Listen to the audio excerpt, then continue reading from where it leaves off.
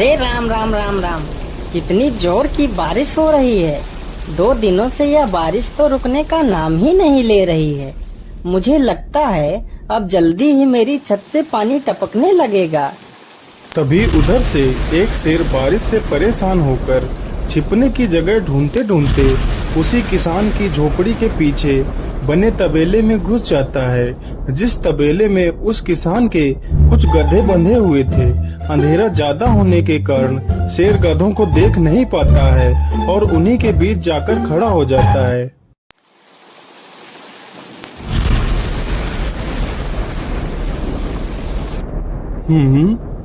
यहाँ से तो किसी मनुष्य की आवाज आ रही है। चलो चुपचाप बैठा रहता हूँ। जैसे ही यह आदमी मेरे करीब आएगा मैं इसे खा लूंगा। हाय हाय हाय, यह बारिश कब रुकेगी? ऊपर से यह टपका भी आ गया। अब मैं क्या करूं? इस टपके से कैसे बचूं? इतना तो डर मुझे शेर और बाघ से भी नहीं लगता है जितना डर मुझे इस टपके से लगता है। अरे यह टपका कौन है? मुझे लगता है यह टपका तो मुझसे भी ज्यादा खतरनाक है। अभी तो यह आदमी शेर और बाघ से ज्यादा इस टपके से डर रहा है। चलो जल्दी से मैं यहाँ से निकल लेता हूँ, नहीं तो कहीं टपका ने मुझे देख लिया तो मेरी खैर नहीं। ओहो, अब मैं इस टपका से कैसे बचूं? चलो जल्दी से मैं अपनी मौसी के घर चला जाता हूँ।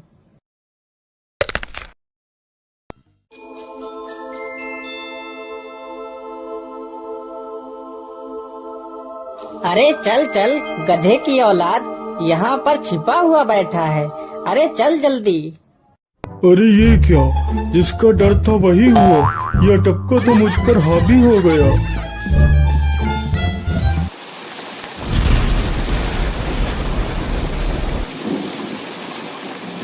कैसे बचूं? कैसे बचूं? इस टपका से मैं कैसे बचूं? हे भगवान मेरी सहायता करो, मुझे इस टपका से बचाओ। मैं आज के बाद किसी प्राणी को नहीं मारूंगा। मैं मांसाहार छोड़ के शाकाहारी बन जाऊंगा। भगवान मेरी रक्षा करो।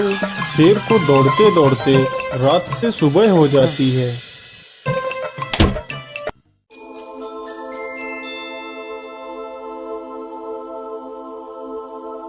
अरे देखो देखो, यह तो शेर की सवारी कर रहा है।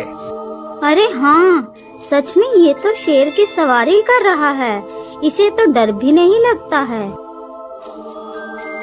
अरे उधर तो देखो जरा, यह आदमी कितना बहादुर है। यह आदमी शेर की सवारी कर रहा है। जिस शेर को देखकर हमारी धोती आगे से गीली और पीछे से पीली हो जाती है, यह तो उसकी सवारी कर रहा है। ये गांव के लोग भी ना पागल हो गए हैं जो इस गधे को शेर। अरे बाप रे, यह तो सच में एक शेर है। हे भगवान मेरी रक्षा करो, शेर तो मुझे खा ही जाएगा। राम राम राम राम राम। अब क्या होगा?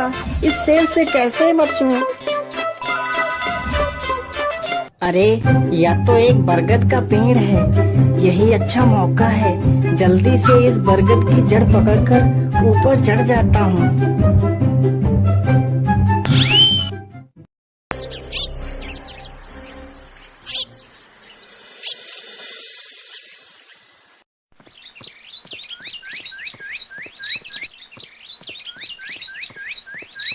अरे शेर भैया, तुम इतनी जोर जोर से भागते हुए कहाँ जा रहे हो? आप तो बहुत डरे हुए लग रहे हो। आप तो जंगल के राजा हो, आपको किसका भय है? टपका, वो टपका मेरी जान के पीछे पड़ा है। अरे शेर भैया जरा मुझे बताओ, वो टपका है कहाँ? अरे भालू भैया, वो टपका मेरी पीठ से उतरकर उस बरगद के पेड़ पर चढ़ गया है। उसने मुझे रात भर खूब दौड़ाया है। वो तो भगवान का शुक्र है कि मैं जिंदा बच गया। चलो शेर भैया, मुझे उस टपके के पास ले चलो, जरा मैं भी तो देखूं आखिर ये टपका है कौन। अरे नहीं भालू भाई, बड़ी मुश्किल से तो मेरी जान बची है। मैं अपनी जान फिर जोखिम में नहीं डालूंगा। तुम्हें जाना है तो जाओ। अच्छा अच्छा, ठीक है शेर भाई, तुम यहीं रुको। मैं अभी बरगद के पेड़ पर देख कर आता हूँ, आखिर ये टपका है कौन। जाओ जाओ बच्चों, जब वो टपका तुम्हारे ऊपर हावी होगा तो पता चलेगा। अरे कहाँ है यह टपका जिसने राजा जी की हवा टाइट कर दी। चलो इस पेड़ पर चढ़कर देखता हूँ। अरे बाप रे बाप, शेर क्या अकेला कम था, जो ये भालू भी आ गया। मुझे लगता है कि आज मेरी मौत निश्चित है। भालू पेड़ पर उल्टा होकर चढ़ने लगता है, तभी किसान और तेज से कांपने लगता है। कांपने की वजह से किसान के हाथ से छड़ी छूट जाती है और उल्टा होकर चढ़ रहे भालू के पिछवाड़े पर जा लगती है। भालू धड़ाम से जमीन पर गिरता है।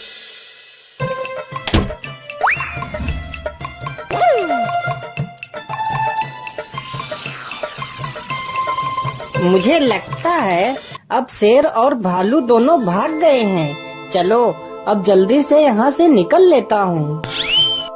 सारे राज्य में यह बात फैल गई कि हरिया किसान बहुत ही बहादुर है और वह शेर की सवारी कर लेता है। धीरे धीरे यह बात राजा तक पहुँच गई।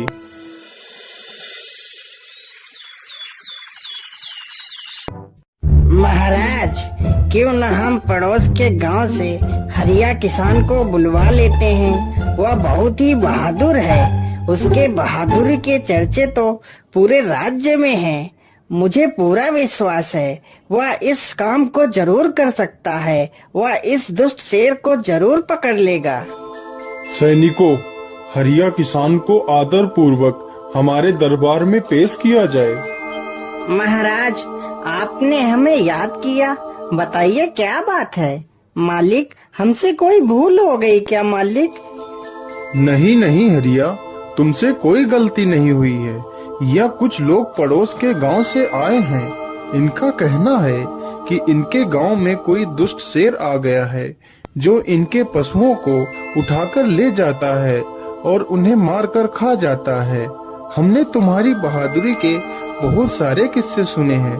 तुम बहुत ही बहादुर हो, इसलिए मैं तुम्हें उस शेर को पकड़ने की ये जिम्मेदारी सौंपता हूँ। अरे बाप रे बाप, उस बार तो मैं शेर के हाथों बच गया था, लेकिन इस बार मैं नहीं बचूंगा। अगर मैंने महाराज को सच सच बता दिया तो झूठ बोलने के जुर्म में मुझे फांसी पर ही चढ़ा देंगे। अरे हरिया, तुम मन ही मन क्या बड़बड़ा रहे हो? कुछ नहीं महाराज, कुछ नहीं। मैं सोच रहा था कि मैं शेर को कैसे पकड़ूं। ये लो हरिया, कुछ स्वर्ण मुद्राएं रख लो, ये तुम्हारे काम आएंगी। क्या करूं, कैसे पकड़ूं उस शेर को? ये महाराज ने भी मुझे कैसी दुविधा में डाल दिया है। क्या करूं, क्या करूं? हाँ, मिल गया। फिर हरिया बाजार से एक रस्सी और एक जाल तथा एक बकरी खरीद कर लाता है। चलो जल्दी से, मैं यहाँ पर एक गड्ढा खोद देता हूँ।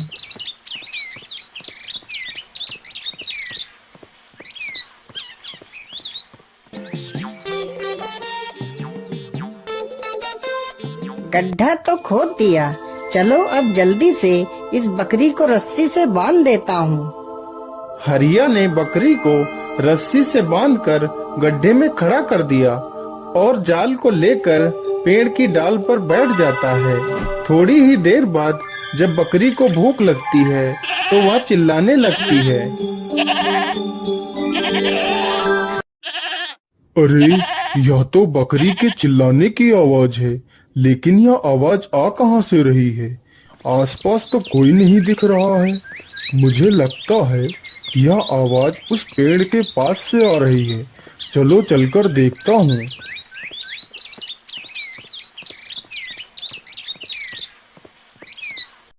अरे वाह, आज तो शिकार मेरे पास खुद चलकर आ गया। शेर तुरंत ही बिना देर किए हुए गड्ढे में छलांग लगा देता है। तभी किसान तुरंत ही बकरी को ऊपर खींच लेता है और जाल को गड्ढे के ऊपर गिरा देता है। शेर गड्ढे में ही फंस जाता है।